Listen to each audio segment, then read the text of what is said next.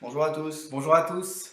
Alors dans cette vidéo, nous allons vous présenter notre projet qui dure depuis 4 ans.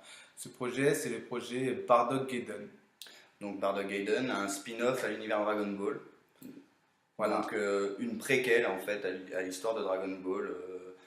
Sangoku et compagnie ne sont pas du tout présents. Donc on se centre surtout sur Badak. c'est ça. Donc c'est un manga qui sera aux alentours de 180 voire 200 200 pages. pages. C'est un spin-off.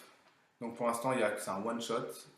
Donc pour l'instant, on n'envisage pas de faire un deuxième volume, mais on va commencer déjà par le premier, on va essayer de bien le terminer. L'histoire est complète.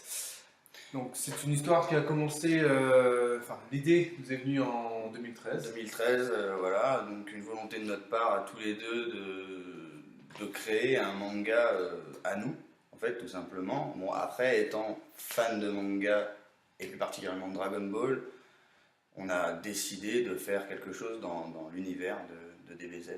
Voilà. Donc on aime le dessin, on aime les mangas. Et puis notre amitié a commencé par Dragon Ball.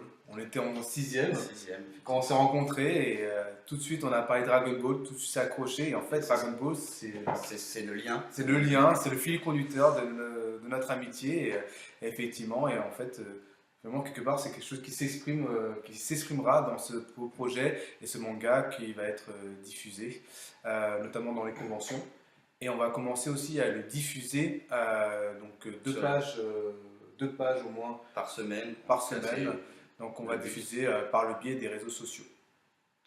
Derrière l'œuvre, il y a le savoir-faire, un savoir-faire qu'on a dû apprendre avec beaucoup de péripéties qu'on va parler dans les prochaines vidéos. Et oui, parce qu'effectivement, ça semble simple de dessiner du Akira Toriyama et c'est pas si simple que ça. Il y a des codes, c'est à respecter. Il y a du code manga, mais il y a aussi des codes d'Akira Toriyama à respecter, notamment plus au niveau des combats, au niveau de la dynamique qu'il apporte. Hein, c'est pour ça qu'on aime beaucoup Dragon Ball Z. Et ça, effectivement, c'était quelque chose à apprendre. On l'a appris aussi par nous-mêmes. Et ce savoir-faire, on va aussi vous le délivrer par le biais d'autres vidéos et même de speed drawing. Vous allez voir un peu comment on fait, comment moi je fais ma partie qui est plus une partie crayonnée de la planche complète. Et Guillaume. Et moi, ensuite, je finalise donc en numérique grâce à Manga Studio. J'insère les bulles, je fais l'ancrage, tout ce qui est onomatopée. Donc j'essaye de rester en japonais, ça fait toujours un petit côté plus sympa. Euh, donc voilà. Donc voilà, son travail apporte vraiment une sublime mes dessins. Vraiment, ça fait vraiment un produit fini et au fur et à mesure, on a vraiment l'impression que ça fait vraiment manga et ça c'est génial. Et ça, cette évolution, cette progression, vous allez le voir en fait au fur et à mesure, vous allez découvrir les planches et même nos vidéos de speedrunning. Je m'occupe aussi de faire donc les artworks, certains artworks par exemple. Celui-ci, un beau poster que j'avais offert à Manu pour son anniversaire. C'est ça. Et donc le dessin est de lui. Ensuite, je me suis attardé à faire la colorisation et les effets. Et voilà. Ma foi. Là, vous avez en fait derrière nous, vous voyez Bardock et on a un personnage mystérieux qui est derrière Bardock. Mais qui c'est? Daikon, lui, le grand-père de Sangoku, donc le père de Badak, puisque toute l'histoire enfin, une grande partie de l'histoire va se passer sur la planète Vegeta. On s'est plus attardé sur le côté Saiyan qui Une partie qu'on a nous beaucoup parle aimé, plus. c'est ça, et qu'on a beaucoup aimé, on a beaucoup été marqué par les épisodes, même dans le film Bardock, même les films de Bardock, on a beaucoup aimé. Et effectivement, donc Daikon, c'est un personnage inédit qu'on a mis un peu de temps à le designer. On a essayé de. Parce qu'en fait, c'est bien designé, mais il faut rester dans les codes d'Akira Toriyama. Il ne faut pas que le dessin soit non plus trop réaliste. Il ne faut pas que ce soit trop cartoon. Il faut qu'il ait aussi la classe des Saiyans. Il faut qu'il ait cette aura. Et ça, à travailler, c'était une expérience formidable.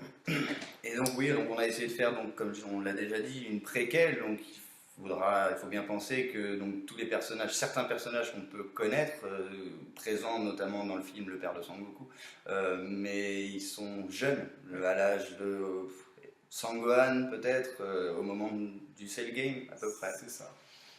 Voilà. Alors derrière cette œuvre, il y a une petite équipe qui s'est constituée au fur et à mesure des années. Et en fait, donc nous a rejoint Jérémy Ramassamy et Dimitri Ferragu, qui, donc Jérémy pour sa part nous apporte une vision vision critique. C'est vraiment la tierce personne qui permet de nous dire si on est sur les points de rail ou non, parce que nous, c'est un fan de Dragon Ball. Ça arrive qu'on ne soit pas d'accord non plus sur un point, sur le dessin, Voilà.